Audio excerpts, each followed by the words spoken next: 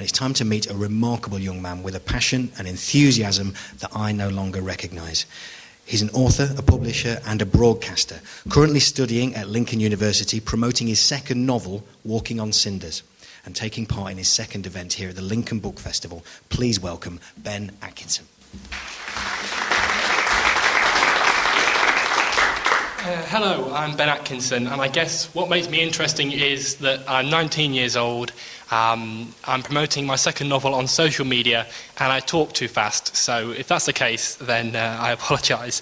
I'm studying media production at the University of Lincoln, and currently I'm working on organising the rest of the dates for my summer book tour, promoting Walking on Cinders, and also releasing an e-book version of it very soon as well.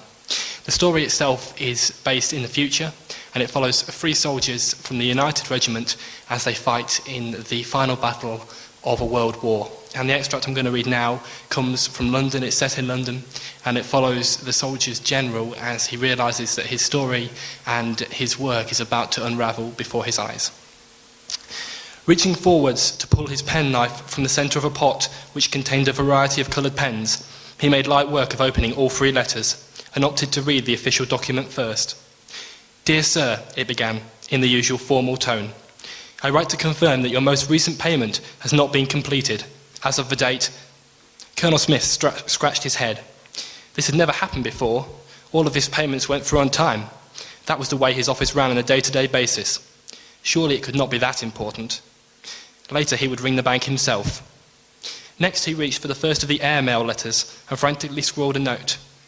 He recognised the handwriting almost immediately, but the newspaper clipping, that was a surprise. "Read the attached," the note said, "and I think you will find that all our efforts have been thwarted. The road from this point onwards is very slippery." And it was signed with a simple initial, the letter B. Colonel Smith tossed the note aside quickly, and he began to read the newspaper article with a far greater interest. What could he be talking about? The plan was certain to succeed. It was almost guaranteed. But as he read the headline and looked at the photograph, his face fell. "Domestic disturbance in French village. Farmer arrested."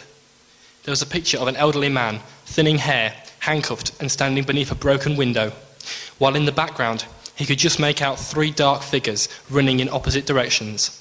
It was an amateur shot from the scene, taken by an onlooker, and 2 of the 3 figures were unrecognisable, but the third, who was carrying a 4th in his arms, was unmistakable. "Ewan Roberts," the colonel breathed, still staring at the photograph before him. So they did survive. Colonel Smith was shocked, to say the least. For years he had been in this job and nothing had ever gone wrong. His life of luxury had thus far been secure, and yet now there was a single seed of doubt fixed between the pages of his life. Thinking quickly now, his eyes darting around the room, he reached for the second French envelope and paced over to the window. There he looked down over the streets of Soho and marvelled at the plight of the average Londoner, more careful in these dangerous years of war. For a moment he wondered what it would be like to swap places for just a day. To be normal for once, with no high military position and the expectation that was inevitably placed upon you. The colonel sighed deeply, his head in his hands.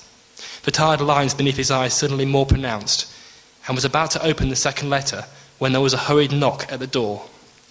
Wondering what all the commotion could be about at a time when he could really do without it, he flung the letter down on his desk in a fit of temper, sending the contents spewing halfway across the shiny surface. And he paced towards the door, pulling it wide open. Quickly, a minor official darted into the room, shuffling from side to side expectantly. "What's it now, William?" David Smith questioned with disinterest. The young official looked pale as a sheet. "Well, sir," he began, trying not to catch the colonel's eye, "I've just received a message from France. Fighting has begun in earnest against the rebel reformed troops stationed across the chaîne du Pieux. Tomorrow there begins a full-scale offensive across the world, aimed at winning the war. The reformed troops are weakening, sir, but our men are as strong as ever." Colonel Smith was angry. There was a look of thunder about him, streaks of lightning behind the eyes, and his response broke off the official mid-sentence. "What?" he boomed, staring the man directly in the face. For a few moments he stood there, literally quaking with anger, and then suddenly his resolve changed, and he weakened. He wiped his brow with the back of his hand, tufts of grey hair pushed back against his forehead, and this time he spoke far more meekly. Why wasn't I told about this? The small and timid official merely shook his head, not knowing what to say. "There is one more thing, sir," he muttered. The colonel sighed, but did not stop. "The President called a few minutes ago. He wanted to know why the most superior of our jets went down in the middle of French territory, close to several reformed strongholds, and why he was not informed about it. I told him, I don't know." "Thank you," Colonel Smith grimaced at last, swallowing hard. "Now if you could leave me alone for a while." "Yes, sir. Of course, sir." The official smiled, backing out of the room, pulling the door shut behind him. He seemed glad the whole ordeal was over. Walking back to his desk, Colonel Smith dropped into the chair and dialed a few digits into the phone with his podgy fingers.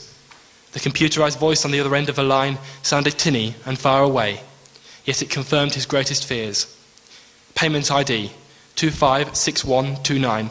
Payment month and transaction July. Reformed Forces of China, General Chow Yang Li. Payment status transaction unsuccessful." The colonel slammed down the phone, and once again he buried his head in his hands.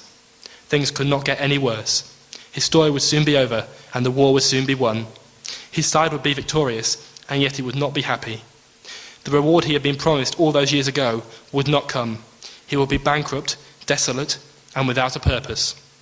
He didn't bear thinking about. But perhaps there was still a way to save himself. Wiggling the wireless mouse, he clicked open a new email document and thought about the best way to explain things. "Dear Mr. President," he began, but found himself unable to continue. Beside him on the desk, left unnoticed in the panic that had ensued, was a second letter.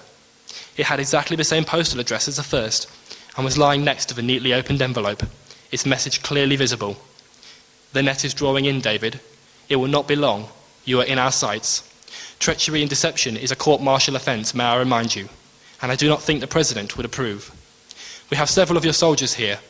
They are safe, and well, after a disturbing aviation accident, for which we both know you are responsible. Until next time, do tail." Thank you.